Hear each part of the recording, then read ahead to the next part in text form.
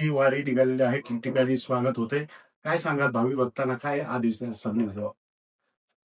पंढरीची वारी आहे माझ्या घरी अनेक न करी तीर्थव्रत. व्रत एकादशी करीन उपवासी गायन अहर्निशी नाम तुझे.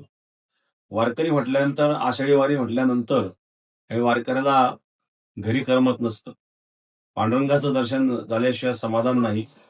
आणि आता वारीच्या अगोदर पाऊस होऊन गेल्यामुळं पेरण्या झालेल्या आहेत, बहुतांश पेरण्या झाल्या. त्यामुळे आता वारकरी पंढरीच्या वाटेला निघालेले आहेत पांडुरंगाच्या दर्शनाकरता.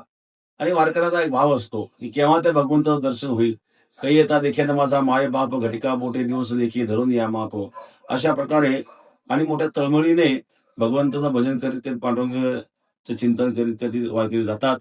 आणि जाताना समाज प्रबोधनाचंही कार्य त्याद्वारे होत असतं.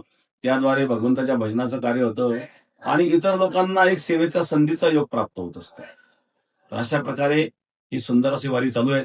सद्गुरू गंगागिरी महाराजांची जी दिंडी आहे, जवळजवळ आता या ठिकाणी 2,500-3,000 हजार लोक आपल्या दिंडी सोहळ्यामध्ये आहेत. गंगागिरी महाराजांनी 200 वर्षापूर्वी ही परंपरा चालू केली. गंगागिरी महाराज तर अक्षरशः पंढरीला जेव्हा जायचे तर ती झोपडी पेटून मग पंढरीच्या वारीला जात असत. तर अशा प्रकारचा त्या गंगागिरी महाराजांचा होता.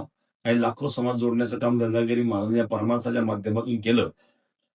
सत्ताच्या माध्यमातून अन्नदानाची परंपरा सुरू केली.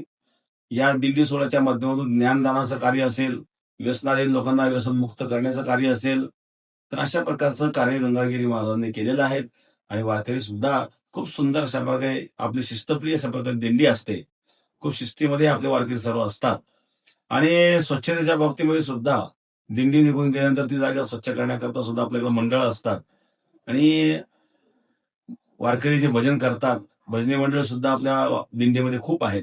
शेकडोंच्या संख्येने टाळकरी आहेत. अखंड भजन आणि चालू असतं. सराला राम येथील दिंडी रावरी फॅक्टरीवर आपल्या तिथं स्वागत साई आदर्श परिवाराच्या वतीनं व रावरी फॅक्टरीकरांच्या वतीनं आपण आज केलेलं आहे.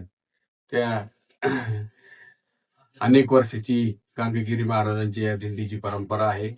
ती आता पुढं आपले महंत रामगिरी महाराज यांच्या नेतृत्वाखाली ते अत्यंत चांगलं धार्मिक कार्य त्यांचं चालू आहे. भेटाचं चालू आहे आणि दिंडीचं पण परंपरा कायम चालू आहे. आणि ही परंपरा अशीच कायम त्या ठिकाणी चालू राहावी. आम्हाला जो त्यांनी सेवा करण्याची संधी दिली महाराजांनी, त्याबद्दल महाराजांनाही खूप खूप धन्यवाद देतो.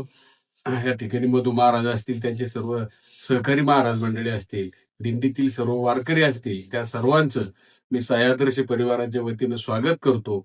त्यांनी आमच्या अन्नदानाचा स्वीकार केला, त्याबद्दलही त्यांना पुन्हा एकदा धन्यवाद देतो. त्यांची वारी खूप आनंदाची अशीच पांडुरंग चरणी पंढरपूर पर्यंत विठ्ठलाच्या दर्शनासाठी चाललेली आहे. ती आनंदाने त्या ठिकाणी पोहोचावी, त्यांचा प्रवास सुखकर व्हावा हीच पांडुरंग चरणी प्रार्थना करतो. आणि खूप खूप रामगिरी महाराजांचे धन्यवाद मानतो. धन्यवाद.